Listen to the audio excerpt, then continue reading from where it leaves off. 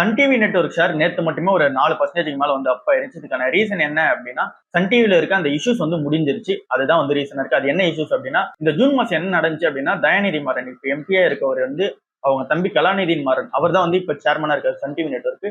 அவர் மேல வந்து கேஸ் வந்து குடுத்திருந்தாரு. அதுல என்ன சொல்லியிருந்தாரு, அந்த அலிகேஷன்ஸ்லாம் என்னென்ன வச்சிருந்தாரு அப்படின்னா, இவங்க மெஜாரிட்டி ஆஃப் கண்ட்ரோல் வந்து இவரே எடுத்துக்கிறாரு. அண்ட் தென் ஃபேமிலி என்டிட்டிஸா வந்து நிறைய எடுத்துட்டு போயிடுறாங்க. எனக்கான அந்த மெஜாரிட்டி கண்ட்ரோல் வந்து இல்ல ஸ்டேக்ல அப்படின்னு சொல்லி அந்த ஒரு ரீசன் ஃபர்ஸ்ட் வச்சாரு.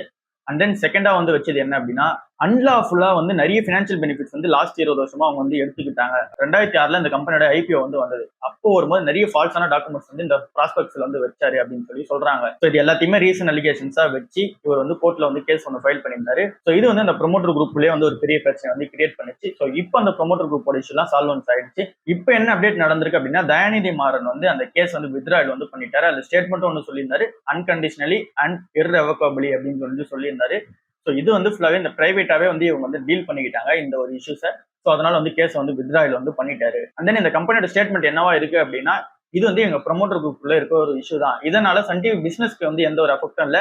சன் டிவியோட கம்பெனிக்கு வந்து எந்த ஒரு அஃபெக்டும் இல்ல. டெய்லி வந்து கம்பெனி ரன் பண்றதுல எந்த ஒரு அஃபெக்டும் இல்ல. ஓவராலா என்ன அப்படின்னா, இது கம்பெனிக்கு எந்த ஒரு இஷ்யூஸும் கிடையாது. இது ஃபுல்லா ப்ரொமோட்டர் குரூப் எங்களுக்குள்ள நடக்கிறது தான். இதுல கம்பெனி பிசினஸே வந்து இன்வால்வ் ஆகல அப்படின்னு சொல்லி சொல்றாரு. கம்பெனி பிசினஸ்க்கு அப்புறம் நல்லா தான் போகும் அப்படின்னு சொல்லி சொன்ன ஒரு ரீசனால நேற்று ஒரு 4% வந்து ஏறிச்சு.